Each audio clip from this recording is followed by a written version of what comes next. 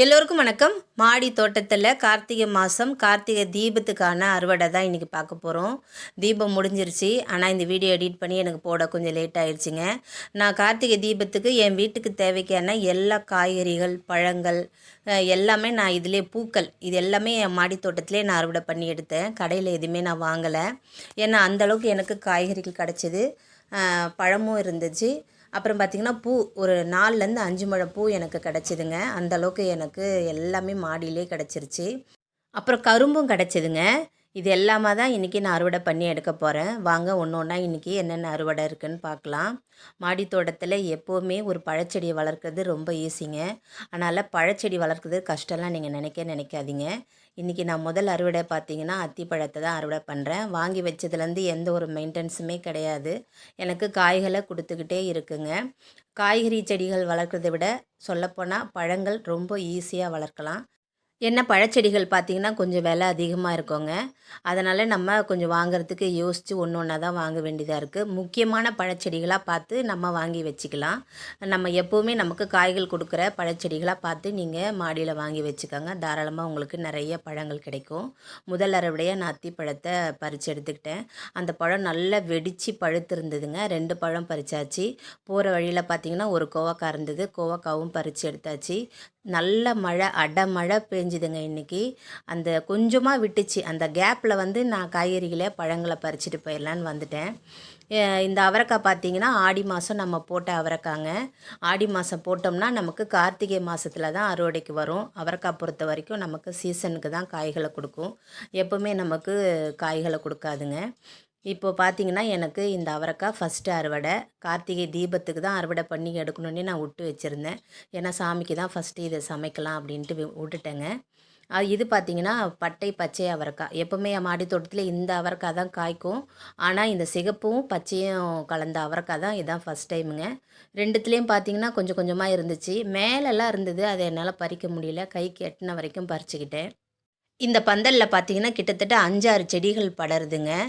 அதனால் இது வெயிட்டு தாங்காமல் இந்த மழைக்கு விழுந்துரும்னு நான் பயந்துக்கிட்டே இருந்தேன். ஏன்னா காற்றும் இருந்தது, மழையும் இருந்தது. எனக்கு ரொம்ப பயமாக இருந்துச்சு. ஏன்னா விழுந்துட்டு 5, 6 செடியும் வேஸ்ட்டாக போயிடும். கொடி உருளையும் இதில் தான் நான் படர விட்டுருக்கேன். பாருங்கள் எந்த அளவுக்கு மழை பெஞ்சு தரெல்லாம் ரொம்ப பாசி பிடிச்சிருக்கு. கொடி உருளை பார்த்திங்கன்னா இந்த பந்தலில் நிறைய காய்கள் வச்சுருக்கு. அதனாலே நான் பயந்துட்டு இருந்தேங்க. ஏன்னா வெயிட்டு தாங்காமல் சாஞ்சி போயிடுமான்னு. ஆனால் இன்றைக்கி நான் கொடி உருளை அறுவடை பண்ணி எடுக்கலை. அடுத்த பதிவில் கொடி உருளை பற்றி முழு தகவலும் உங்களுக்கு நான் ஒரு பதிவாக வெளியிடுறேன். கொய்யா பழம் பார்த்திங்களா நல்லா பெருத்து வந்துருச்சுங்க. இன்னும் கூட இது நல்லா பெருக்க விடலாம். ஆனால் எனக்கு குரங்கு தொல்லைனால அந்த காயை இன்றைக்கி பறித்து எடுத்துக்கிட்டேன். ஏன்னா நமக்கு சாமிக்கும் பழங்களும் கொஞ்சம் காயும் வைக்கலான்னு தான் எடுத்துக்கிட்டேன். கத்திரிக்காய் பார்த்திங்கன்னா எல்லா செடியிலையுமே காய்கள் இருந்தது. இருக்கிற செடியில் இருந்த காய்களெல்லாம் பார்த்து பார்த்து பறித்து எடுத்துக்கிட்டேன். வெள்ளை நீட்டு கத்திரிக்காய், அப்புறம் பர்பிளும் பச்சையும் கலந்த கத்திரிக்காய். கத்திரிக்காய் செடி கொஞ்சம் நிறைய செடி தான் வச்சுருக்கேங்க. அதனால் எப்போவுமே எனக்கு காய்கள் இருந்துக்கிட்டே தான் இருக்கும். எல்லா செடியிலையும் நான் இன்னும் காய்கள் விதைக்கு விடலைங்க. ஏன்னா விதைகள் தரேன்னு சொல்லியிருந்தேன். கண்டிப்பாக என்னால் எந்தெந்த விதைகள் சேகரிக்க முடியுதோ எல்லா விதைகளும் சேகரித்து நான் கொடுக்குறேங்க. மடிப்பு கத்திரிக்காயில் ஒரு காய் இருந்தது, பறித்து எடுத்துட்டேன். மடிப்பு கத்திரிக்காய் பார்த்திங்கன்னா ஒரு செடியவே அப்படியே விட்டுட்டேங்க விதைக்காக. அதுலேருந்து நான் பறிக்கவே இல்லை. ஏன்னா காய்கள் கம்மியாக தான் காய்க்குது மடிப்பு கத்திரிக்காயில். காயில் பார்த்திங்கன்னா விதைகளும் கம்மியாக தான் இருக்கும். நம்ம மற்ற கத்திரிக்காய் மாதிரிலாம் விதைகள் இருக்காதுங்க மடிப்பு கத்திரிக்காயில். கொஞ்சமான விதைகள் தான் இருக்கும். அதனால் ஒரு செடியை நான் அப்படியே விதைக்காகவே விட்டுட்டேன்.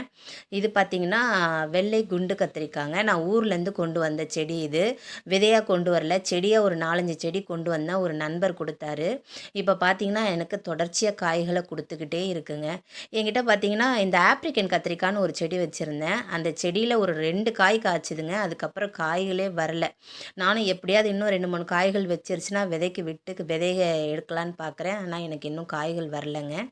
சில செடிகள் பார்த்திங்கன்னா இந்த மாதிரி தான் நமக்கு காய்களை கம்மியாக தான் கொடுக்கும். என்னால் முடிஞ்ச அளவுக்கு எந்த அளவுக்கு விதைகளை சேகரிக்க முடியுமோ சேகரித்து கண்டிப்பாக எல்லாருக்கும் நான் விதைகளை ஷேர் பண்ணுறேங்க. வெண்டைக்காய் பார்த்திங்கன்னா ஒரு 4 செடி வச்சுருக்கேன். இந்த பச்சையும் சிகப்பும் கலந்த வெண்டைக்காய். இதோட விதைகளும் நான் நிறைய பேருக்கு ஷேர் பண்ணியிருக்கேன். ஏன்னா இதோட காய் பார்த்திங்கன்னா ரொம்பவே நல்லாயிருக்கும். விதைகள் நிறையா இருக்கும். நம்ம பொரியலுக்கு நல்ல ஒரு ஆப்டான காய்ங்க அது, நாட்டுக்காய். கஸ்தூரி வெண்டையிலேயே நிறைய காய்கள் காய்ச்சிருக்கு. அதையும் நான் சேர்த்து பறித்து எடுத்துக்கிறேன். கார்த்திகை தீபத்துக்கு பார்த்திங்கன்னா, எங்கள் வீட்டில் இந்த மாடி தோட்டத்துலேருந்து பறித்த கத்திரிக்காய், அப்புறம் முள்ளங்கி பறித்தேன். இந்த முள்ளங்கி இதெல்லாம் போட்டு சாம்பார் வச்சுட்டேங்க. அவரைக்காய் பொரியல் பண்ணேன். கஸ்தூரி வெண்டைக்காயும் நாட்டு வெண்டைக்காயும் போட்டு தான் நான் பொரியல் பண்ணேன். இந்த வீடியோ அன்றைக்கே உங்களுக்கு போடணும்னு நினச்சேன்.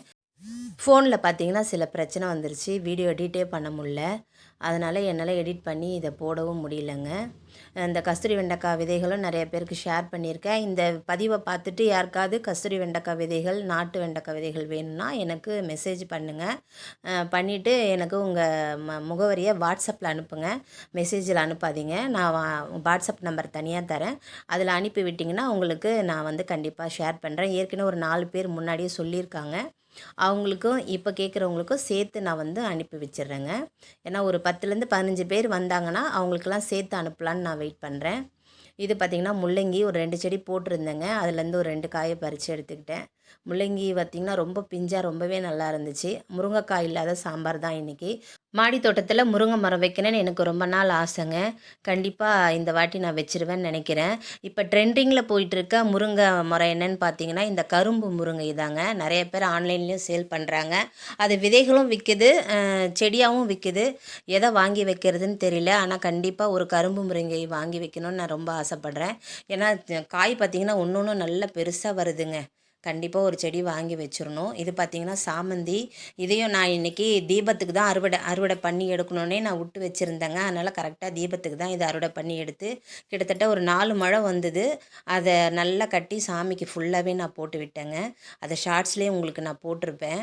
ஏன்னா பூ பார்த்திங்கன்னா அவ்வளோ பூ இருந்ததுங்க. மழையில் பறிக்கவே முடியல. மழைக்கு பார்த்திங்கன்னா செடி அப்படியே பிரிஞ்சு கிளையாக அப்படியே சாஞ்சி போச்சு வேறு. நான் கூட சாமந்தி செடி கண்டிப்பாக இந்த காற்றுக்கும் மழைக்கும் உடையும் தான் பார்த்தேன். ஆனால் உடையலைங்க. உடையாமல் அப்படியே படுத்துக்குச்சு. தரையோட தரையாகவே செடி படுத்துக்குச்சு. கார்த்திகை தீபத்துக்கு ஒரு நாள் முன்னாடி நான் வந்து மார்க்கெட்டுக்கு போயிருந்தேங்க. ஒரு முழம் சாமந்தியோட விலை கேட்டால் 60 ரூபான்னாங்க. என் மாடி தோட்டத்தில் கிட்டத்தட்ட ஒரு 4 முழத்துக்கு மேலேயே நான் வந்து பூக்களை பறித்து கட்டிட்டேங்க.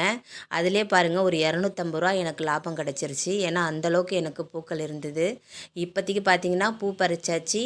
முள்ளங்கி, அப்புறம் வெண்டைக்காய், அவரைக்காய், கத்திரிக்காய், அப்புறம் அத்திப்பழம், கொய்யாப்பழம், அப்புறம் பார்த்திங்கன்னா காராமணி பறிச்சிருக்கேன். இன்னும் முக்கியமானது ஒன்று பறிக்கிறேங்க. என்னென்னு பார்த்தீங்கன்னா கரும்பு. மாடி தோட்டத்தில் குரங்கு வந்து பார்த்திங்கன்னா கரும்பை வந்து ஒன்று உடச்சி போட்டுருச்சுங்க. ரொம்ப நாளாக அப்படியே இருந்தது. அதனால் அதுக்கப்புறம் அந்த கரும்பு வந்து எக்ஸ்ட்ரா வளரவே இல்லைங்க. மேலே துளிர்த்து வரவே இல்லை. சைடில் தான் வந்து பக்க கிளைகள் வர ஆரம்பிச்சிது. இனிமேல் இது வளராது, வேஸ்ட்டு தான். ஆனால் இதை இன்றைக்கி பறித்து நம்ம பூஜைக்கு வச்சுக்கலான்ட்டு நான் இன்றைக்கி பறிச்சிட்டேன். சாமி கும்பிட்டு இந்த கரும்பை சாப்பிட்டா அவ்வளோ இனிப்புங்க. அப்படியே சக்கரை கட்டி மாதிரி இனிச்சுது. இந்த கரும்பு பார்த்திங்கன்னா நம்ம ரேஷன் கடையில் கரும்பு கொடுப்பாங்கள்ல, அதுலேருந்து வந்த கரும்பை தான் நான் ஒரு 3 வருஷமாக தொடர்ந்து பயிர் செஞ்சுக்கிட்டே வரேங்க. அது அப்படியே சுழற்சி முறையில் இந்த கரும்பு செடி எனக்கு வந்துக்கிட்டே இருக்குது. ஒரு 2 அடி ஹைட்டுக்கு எனக்கு இன்றைக்கி கரும்பு கிடச்சிது. கார்த்திகை தீபத்துக்கு கரும்பு வச்சு கும்பிட்ட ஆள் நானாக தான் இருப்பேன். ஏன்னா இந்த கரும்பை வேஸ்ட் பண்ணாமல் நம்ம இதை சாமிக்காவது படைக்கலாம்ல. அதனால் இனி அழகாக இதை பறித்து எடுத்துக்கிட்டேன். டேஸ்ட்டு ரொம்பவே நல்லா இருந்ததுங்க. இன்றைக்கான அறுவடை இது தான். இந்த பதிவு உங்களுக்கு பிடிச்சிருக்கோம் நம்புகிறேன்.